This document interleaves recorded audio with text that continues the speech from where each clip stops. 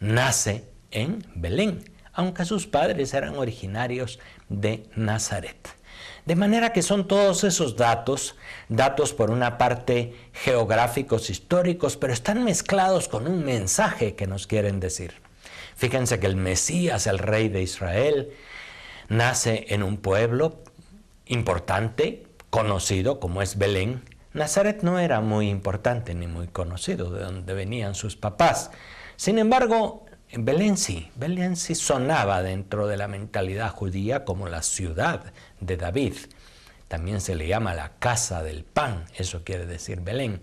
Belén sí era importante, de manera que Jesús está situado ahí. Sin embargo, siendo el rey, siendo el Mesías, no se anuncia su nacimiento como una gran noticia en las grandes plazas de todas las ciudades del imperio, como las noticias imperiales o el nacimiento de un príncipe en Roma, de un hijo del emperador, sino se anuncia a unos pastores. Y aquí hay también un mensaje teológico. Dios se hace hombre, el verbo se hace carne, como dice San Juan, y quienes reciben la primera noticia son los pobres pastores, gente que incluso era despreciada, era vista como maleducada, como ladrones, etc., por parte de la gente bien pensante y bien informada y noble. El anuncio de el Hijo de Dios hecho hombre se hace a unos pastores. A ellos es a los que se les envía un ángel. Les anuncio hoy una gran noticia. En la ciudad de David les ha nacido un Salvador, el Mesías, el Señor. Aquellos pastores que estaban en las cercanías de Belén, que probablemente dormían al aire libre, etcétera, pues son los primeros destinatarios de aquel mensaje. No son los grandes de las grandes ciudades, sino los pequeños de una pequeña ciudad, y son los que primero llegan y adoran y reconocen a aquel niño que está envuelto en pañales, es decir, con eso se muestra su humanidad y su sencillez. No podemos dejar de pensar estos días en San Francisco de Asís, el que comenzó la tradición de hacer nacimientos, y que aquí entre nosotros pues han sido ya una tradición muy fuerte. En los nacimientos se mira este ambiente de pobreza, este ambiente de haber nacido incluso en un pesebre y haber sido puesto en un lugar en donde comían los animales. No es el lugar adecuado para un recién nacido, por más pobre que sea. Sin embargo, San Francisco de Asís nos ayuda a recordarlo. El Dios, creador de todo y el más grande, escogió el último lugar, el lugar más pequeño, más pobre, más despreciable, y fue a los más pobres y despreciados a los que les dio como primeros destinatarios el gran anuncio de su llegada. Llegaste y sin apenas decir nada, juntos fuimos mucho más. Llegaste porque aquí se abrió una puerta. Llegaste y sin apenas darnos cuenta, nos pusimos a soñar. Tú, llegaste tú,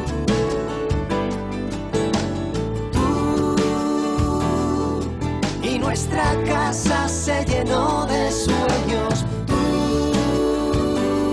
llegaste tú, para quedarte siempre en nuestro corazón.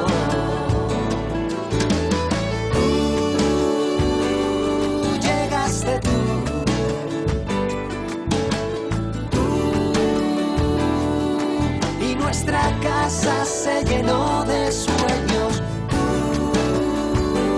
Tú llegaste tú,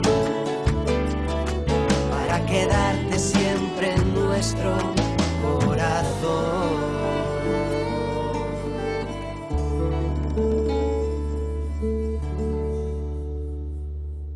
Eso es lo que nos dicen sobre todo Mateo y Lucas en esos textos a los que llamamos los evangelios de la infancia, es decir, la buena noticia de aquellos inicios de aquella vida de Jesús. Y con eso está situado nuestro personaje en una época histórica, en un lugar geográfico también que tiene un mensaje teológico, y a unos pequeños, a unos pobres pastores.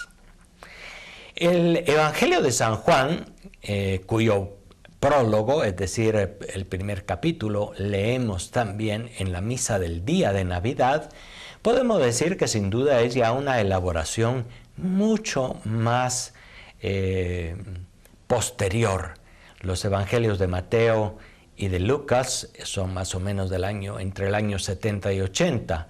El Evangelio de San Juan es pasado el año 90, quizá el 95 y más tarde. Y también este Evangelio pues ya recoge por parte de San Juan y de la comunidad joánica, la comunidad de San Juan, una reflexión teológica y una reflexión que ya tiene elementos de la cultura griega, de la filosofía griega, que es también importante recordar. Así como Mateo y Lucas simplemente se remitían, por decir así, al linaje davídico de Jesús, es decir, a hablar de que venía del rey David, de la familia de David, y había nacido en Belén.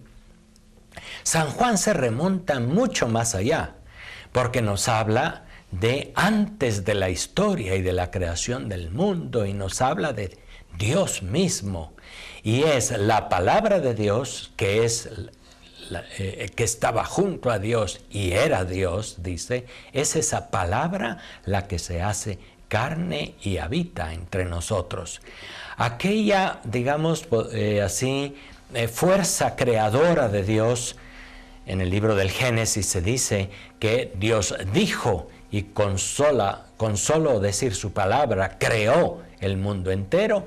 Esa palabra que estaba junto a Dios ya en el momento de la creación, previo a cualquier otra cosa, esa palabra, lo más grande, lo más poderoso, lo más sublime, lo más sabio, pues se hace carne y habita entre nosotros.